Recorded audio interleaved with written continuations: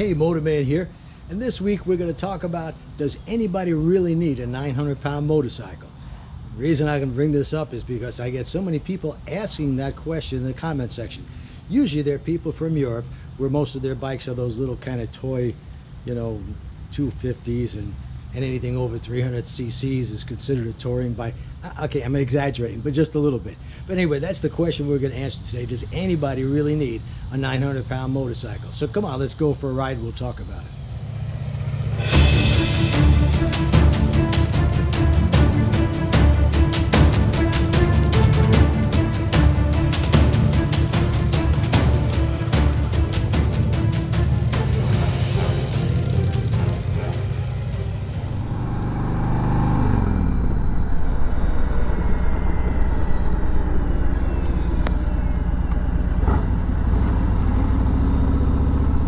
Alright, so I'm going to get right to the point and answer the question, does anybody need a 900-pound motorcycle?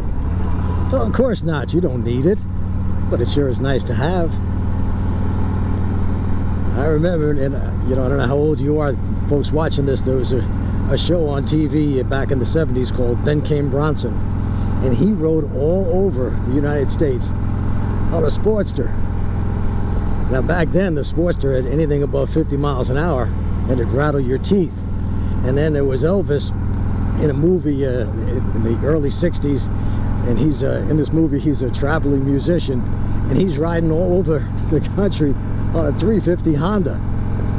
Of course, that's just the movies, but back in those days a lot of people had no choice. If you wanted to travel, you put some bags, or as Elvis did, some baskets on the back of your motorcycle, and you drove around. You did the best you could. But let's face it, nobody needs it, but it sure is nice to have. As far as comfort and convenience, you can't beat a bagger. And whether that be a Harley Davidson or an Indian motorcycle, or I don't know, BMW, or their new bagger. They got two new baggers now. Don't need it, but it sure is nice to have. You also don't need a 2,000 square foot home. You can get by in a one-room shack. People used to do that with no heat and electric. But who wants to do that? This is America. You buy anything you want. So far, anyway. That could be changing. But some of the drawbacks of a smaller motorcycle, like the Sportster I showed you in the signature picture, sure, you could ride across the country with that bike, put some bags on it. It's fairly smooth up to about 65, 70 miles an hour, no problem. But inside of an hour, you're going to have bite marks on the barrel of your gun. You're going to want to kill yourself, because that is a miserable bike to ride all day. Short rides, maybe a 25-minute commute, a half-hour commute to work on a Sportster or any other mid-size or smaller motorcycle. You can do it, but it's nothing like having a bike like this. By the way, I'm on my Revival. I think it weighs like 975 pounds. And I think a lot of times when people ask that question, it's because they lack skills.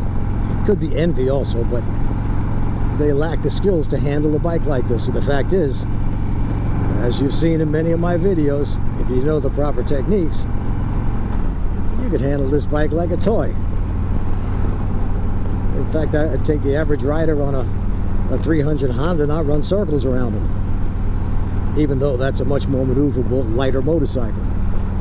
But if you're going to do any kind of touring, this is the kind of bike you want. Goldwing, BMW, Indian, Harley Davidson. Very comfortable, perfect riding position for all day. I'm sitting perfectly upright. I'm not bent over trying to reach the handlebars like you are on smaller bikes, or especially sport bikes. I don't know anybody who rides does any touring on a sport bike where you're bent over like this. Your back is killing you. Your feet are up behind your butt. I mean, it is great for the racetrack, but it's miserable for any kind of ride over an hour. And I know back in I think 1974, I rode from New York to Key West on a 400cc sport bike. It was I think that it was a cafe racer, but you had to be bent over and your feet were up behind you.